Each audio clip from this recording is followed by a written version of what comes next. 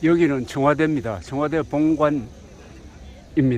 윤석열 대통령 당선자가 제왕적 권력의 상징이라고 평했던 청와대에서 1948년 이후에 74년 동안 여러 대통령들이 직무를 보았습니다만은 제왕적 권력을 행사한 사람은 없었습니다. 다만 지난 5년 동안 문재인 대통령이 김정은의 부하 노릇을 하면서 굴욕적인 삶을 이어간 것 빼고는 나머지 대통령은 나름대로 이 본관에서 나라를 위해서 고민했습니다. 그런데 제왕적 권력의 상징이라고 통째로 지난 74년을 부정하고 이 자리를 비우고 지금 옛날 국방부 청사로 들어갔습니다. 제왕적 권력의 상징이 아니라 위대한 국가 발전의 사령탑이었습니다. 특히 74년 중에서 좌파 대통령이 근무했던 시기는 15년밖에 안 되니까 약 60년은 자유민주주의에 충실했던 대통령들이 여기서 고뇌했던 곳입니다. 절대로 제왕적 권력의 상징이 아닙니다. 대한민국 발전의 사령탑이었습니다. 그런 점에서 위대한 문화유산입니다. 아마도 다음 대통령은 다시 여기로 돌아오겠다는 공약을 하는 게 아니냐 하는 생각이 들 정도입니다.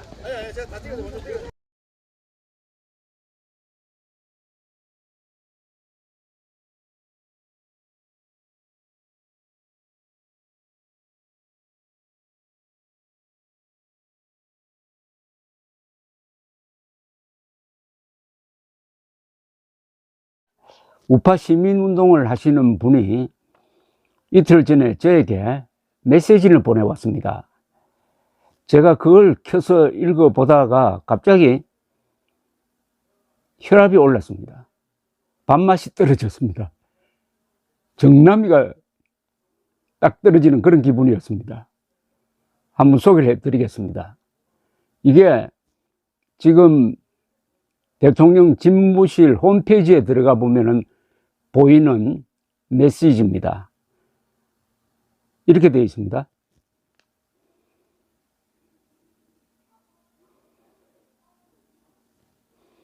국민 속으로 용산에서 시작하겠습니다.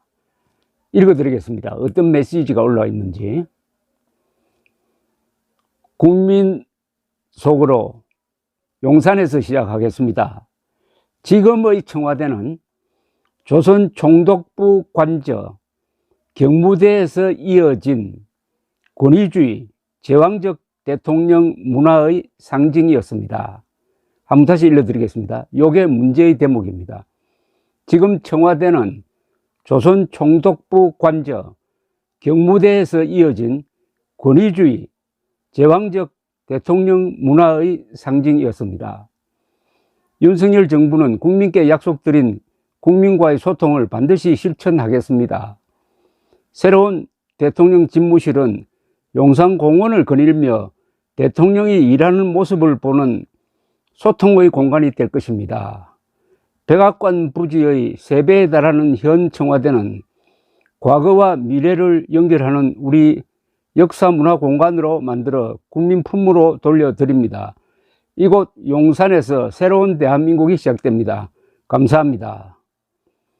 이게 윤석열 대통령의 인사입니다.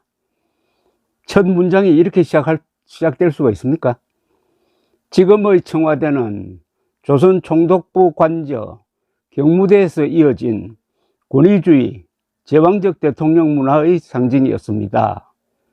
그러면은 이승만, 박정희, 그 뒤에 전두환, 노태우, 김영삼, 이명박, 김대중, 그리고 박근혜, 문재인, 최규하, 윤보선까지 몽땅 권위주의적, 제왕적 대통령이란 이야기 아닙니까? 이게 맞습니까? 이승만 대통령이 제왕적 대통령이었어요? 그럼 이승만 대통령이 왜 자진해서 하야했습니까? 박근혜 대통령이 제왕적 대통령이었어요? 이명박 대통령이 제왕적 대통령이었습니까? 여기에 조선 총독부 관제라는 말은 왜 끼워 넣습니까?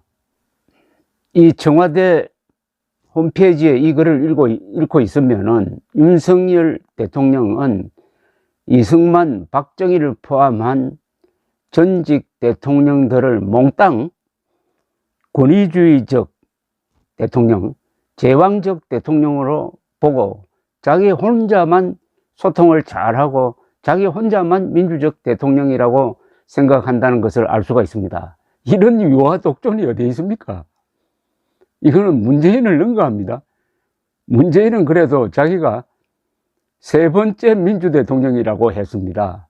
세 번째는 무슨 뜻이냐? 김대중, 노무현, 문재인만 민주정부다. 이런 배은망덕한 역사관이 어디 있느냐고 개탄했는데 이건 더합니다. 지금의 청와대는 조선 총독부 관저, 경무대에서 이어진 권위주의 제왕적 대통령 문화의 상징이었습니다. 윤석열만 제외하면 앞에 대통령은 몽땅 친일적이고, 여기 조선 총독부를 왜 여기 넣습니까? 경무대는 바로 이승만 대통령의 상징 아닙니까?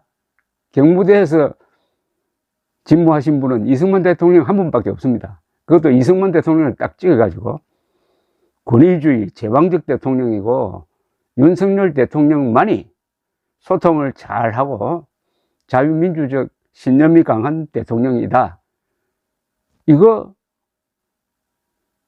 이게 바로 좌파적 역사관 아닙니까? 이걸 보면은 김정은하고 문재인이 박수를 치겠습니다. 그러면서 새로운 대통령 집무실은 용산공원을 거닐며 대통령이 일하는 모습을 보는 소통의 공간이 될 것입니다. 이건 또 무슨 막말입니까? 아니, 대통령이 집무실에서 일하는 걸 앞에 있는 용산공원을 거닐면서 국민들이 볼 수 있다고 하면은 저격할 수 있다는 것 아닙니까? 그 창을 통해서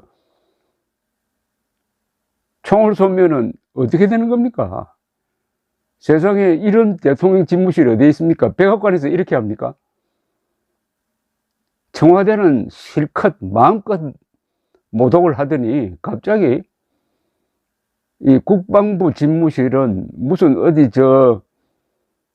남태평양에 있는 대통령 별장 같은 집무실로 착각을 하도록 만들고 있습니다.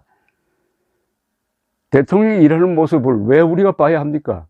대통령이 일하는 모습을 지나가는 행인들이 마음대로 볼 수 있다고 하면은 그거는 나를 암살해달라는 초청장 아닙니까? 이 글을 쓴 사람은 어찌되었든 비난을 많이 받고 있는 윤석열의 청와대 이전을 변호하기 위해서 전직 대통령을 싸그리 독재자로 만들어버리고 윤석열 대통령만이 위대한 영단을 내렸다. 이 백악관 부지의 3배에 달하는 현 청와대는 과거와 미래를 연결하는 역사문화 공간으로 만들어 국민 품으로 돌려드립니다. 아니, 지금도 국민 품에 있지 않습니까? 그동안에 청와대 보고 싶은 사람들은 신청만 하면 다 청와대에 가서 구경할 수 있었습니다. 아마 1년에 수십만 명이 구경했을 겁니다. 문재인 때까지의 청와대도 개방된 청와대였어요. 근데 이걸 구중궁궐이라고 거짓말을 하면서 이렇게 모질게 주로 이승만을 욕하는 겁니다. 이승만을. 그리고 조선 총독부 관제라고 함으로써 대한민국이 친일 정권이었다는 것을 암암리에 지금 암시를 하고 있습니다. 조선 총독부 관제를 그냥 경무대 집무실로 쓴 게 그게 무슨 죄입니까? 그걸 때려 부숴서 했습니까? 돈이 없는데 그걸 어떻게 때려 부수고 새로 짓습니까? 참았던 것입니다. 이승만도 참고 박정희도 참고 전두환도 참고 그러다가 노태우 대통령 시절에 와서 새로운 관절을 지은 겁니다. 그리고 그 과거의 관절을 보존을 해야 되는데 역사 인식이 부족한 김영삼 대통령이 이승만 박정희가 쓰던 그 관절을 때려 부쉈습니다. 거기에 총독부 관절하고 저주를 하면서 옛 중앙청도 그게 조선 총독부 건물이었다고 하면서 때려 부쉈습니다. 그래서 민족 정기가 회복이 됐습니까? 김영삼이가 대통령 관절 부수고 옛 중앙청 부수고 해가지고 민족 정기를 회복시켰습니까? 1997년에 외환 위기가 오니까 일본에 특사를 보내가지고 스와핑 방식으로 돈 좀 구워달라고 애걸복걸 했지 않습니까? 그런데 일본이 김영삼의 반일 정책에 눈들머리가 나가지고 싹 외면하고 말았습니다. 그래서 우리가 IMF 관리체제로 간 겁니다. 민족 정기를 회복하기는커녕 일본의 굴욕적인 모습을 보인 것 아닙니까? 그런데 어떻게 건국 대통령의 그 고뇌를 싹 무시해버리고 건국 대통령 그것도 위대한 독립투사 아닙니까? 위대한 독립투사가 마치 친일 대통령이었던 것처럼 오해할 수 있도록 이런 악질적인 문장을 씁니까? 그런데 이게 청와대 게시판에 청와대로 들어가면 누구나 다 볼 수 있는 자리에 지금도 있습니다. 제가 지금 청와대라고 했는데 요새 집무실 이름이 아직 안 나왔으니까 계속 지금 청와대라 제가 부르고 있습니다. 대통령 집무실이란 이야기입니다. 윤석열 대통령은 자유민주주의를 강조하고 한미동맹을 강조하면서도 자유민주주의와 한미동맹의 아버지 역할을 한 이승만 이름을 한 번도 말하지 않습니다. 우물물을 맛있게 마시면서도 그 우물을 판 사람을 기리지 않고 그 우물물에 침 뱉고 있는 꼴 아닙니까? 그러면서 장관들 데리고 여당 국회의원들 데리고 수석 비서관들 데리고 광주로 가서 대한민국 국민 모두가 광주 시민입니다 라는 식으로 광주 시민들에게 아부를 하고 이승만은 이렇게 저주를 하고 이런 사람이 복 받았다는 이야기를 저는 들어본 적이 없습니다. 감사합니다.